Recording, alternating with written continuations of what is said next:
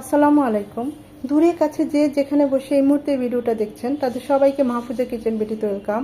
আজ পটল ভর্তা করব। খুবই সহজ কিন্তু খেতে এত মজা এত মজা, এক প্লেটের জায়গায় 2 প্লেট ভাত এই পটল ভর্তা দিয়ে খাওয়া যাবে। মাছ মাংসের কথা ভুলে যাবেন এইভাবে পটল ভর্তাটা করলে। এটা এতটাই সুস্বাদু এতটাই মজার, অসম্ভব ভালো হয়, যে কেউ খুব সহজেই করে ফেলতে পারবেন।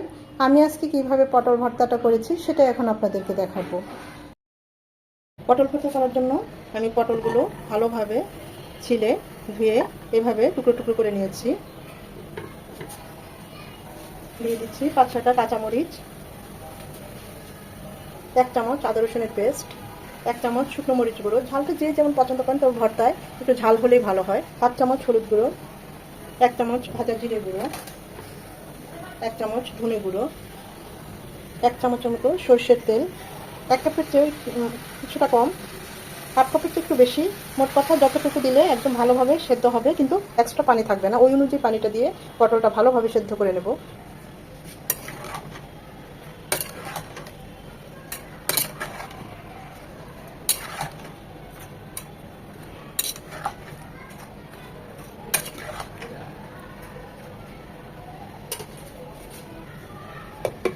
পুরোপুরি সেদ্ধ হওয়া পর্যন্ত রান্না করব।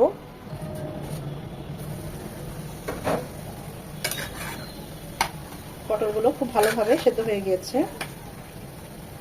এখন এটা ঠান্ডা করে ব্লেন্ড করে নেব। আপনারা চাইলে পাটায়ও বেটে নিতে পারেন, আবার ব্লেন্ডারে ব্লেন্ড করে নিতে পারেন। আমি ব্লেন্ড করে নেব। পটল ভর্তাটা করার জন্য এখন দিয়ে দিচ্ছি প্যানে 1 চামচ সরিষার তেল, 2 চামচ হবে বা 1.5 চামচ।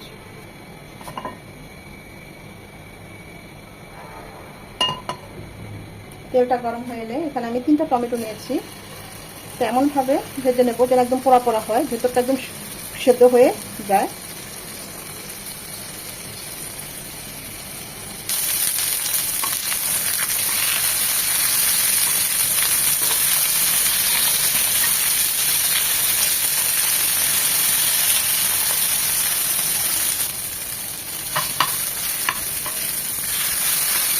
এটা চাইলে আমি পটলের সাথে সেদ্ধ করে নিতে পারতাম, কিন্তু না, এই পোড়া পোড়াটা এভাবে যে ভেজে নিয়ে পুড়ে নিলে পটলের সাথে ভর্তায় অসম্ভব ভালো লাগে।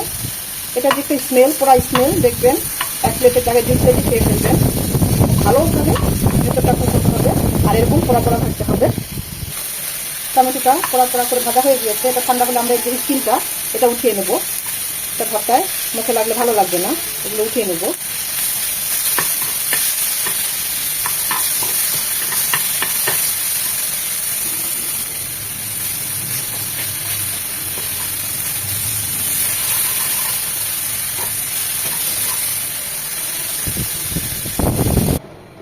ভর্তাটা করার জন্য এখন দিয়ে দিচ্ছি সরিষার তেল 3 চামচের মতো, 1 কাপ পেঁয়াজ কুচি।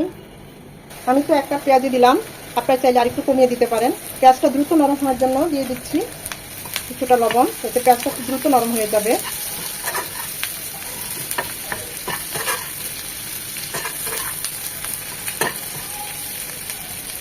পেঁয়াজটা এরকম কিছুটা নরম হওয়ার পর এখানে বড় বড় 5-6টা রসুনের কোয়া, ইন্ডিয়ান যে রসুন সেটা আমি একটু থেতলে দিয়েছি এর ফ্লেভারটা বের হওয়ার জন্য, সেটা দিয়ে দিচ্ছি। পেঁয়াজের সাথে খুব ভালোভাবে ভেজে নেব।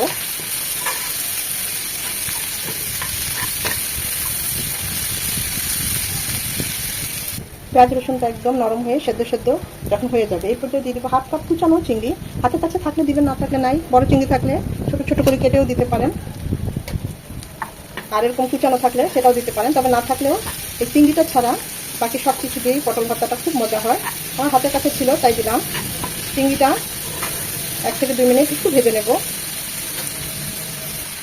দিয়ে দিব 1/2 চামচ মরিচ গুঁড়ো, 1/2 চামচ ধনিয়া গুঁড়ো, 1/2 চামচ হলুদ গুঁড়ো, 1/2 চামচ ভাজা জিরে গুঁড়ো। যেহেতু তখন লবণ দিয়েছি, এখন আর লবণ দিচ্ছি না। ভালোভাবে কুক করে নেব।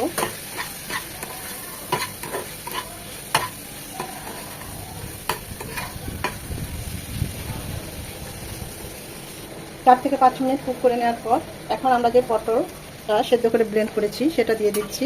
আপনারা চাইলে চিংড়িটা এই পটলের যখন সেদ্ধ করেছি সেই পটলের সাথে ব্লেন্ডও করে নিতে পারেন। আবার আবার এরকম একটু গোটা গোটা রাখতে চাইলে এরকম আস্তেও দিতে পারেন, বা ছোটো ছোটো টুকরো করে বা একটু থেতলিও দিতে পারেন। টমেটোটা যেটা পুড়িয়ে ভেজে নিয়েছি, স্বাদ অনুযায়ী লবণটা লাগলে পরে আবার দেবো। এখন এই সব কিছু একদম ভালোভাবে ভাজা ভাজা করে নেব।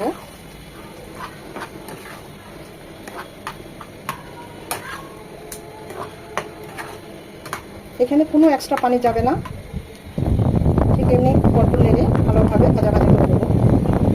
টেস্ট করেছি, লবণ আরও লাগবে, তাই লবণটা দিয়ে দিচ্ছি।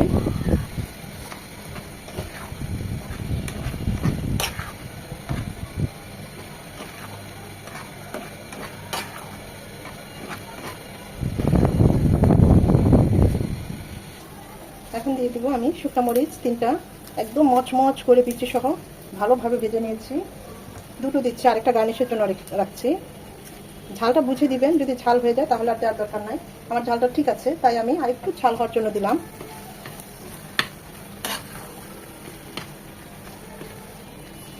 এই পর্যায়ে ঝাল লবণ সব কিছু টেস্ট করে নিতে পারেন। দিয়ে দিব ধনেপাতা, তবে এখন পুরোটা দেবো না, কিছুটা গার্নিশের জন্য বা একদম শেষে আবার দেবো। আর এটা দেবো একদম কুক হওয়ার জন্য, এটা কুক হয়ে যাবে, ভর্তার সাথে মিশে যাবে। খেয়াল রাখতে হবে ভর্তাটা যেন নিচে লেগে না যায়, তাহলে কিন্তু একদম টেস্ট নষ্ট হয়ে যাবে।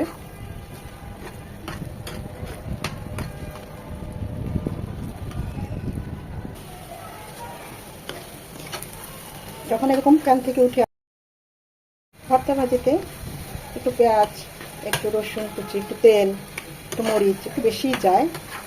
আমাদের ভর্তাটা একদম হয়ে গিয়েছে, টেস্ট করেছি, মাশাআল্লাহ একদম ঠিক আছে। এখন যে বাকি ধনেপাতাটুকু সেটা দিয়ে দিচ্ছি। এখন চুলাটা অফ করে দিব, তাহলে ধনেপাতার যে সুন্দর একটা ফ্লেভার সেটা আসবে। এখন আর চুলাটা অন রাখবো না, আমি চুলাটা অফ করে দিয়েছি। এটা মিশিয়ে নিয়ে আমরা সার্ভিং ডিশে ভর্তাটা সার্ভ করে নেব।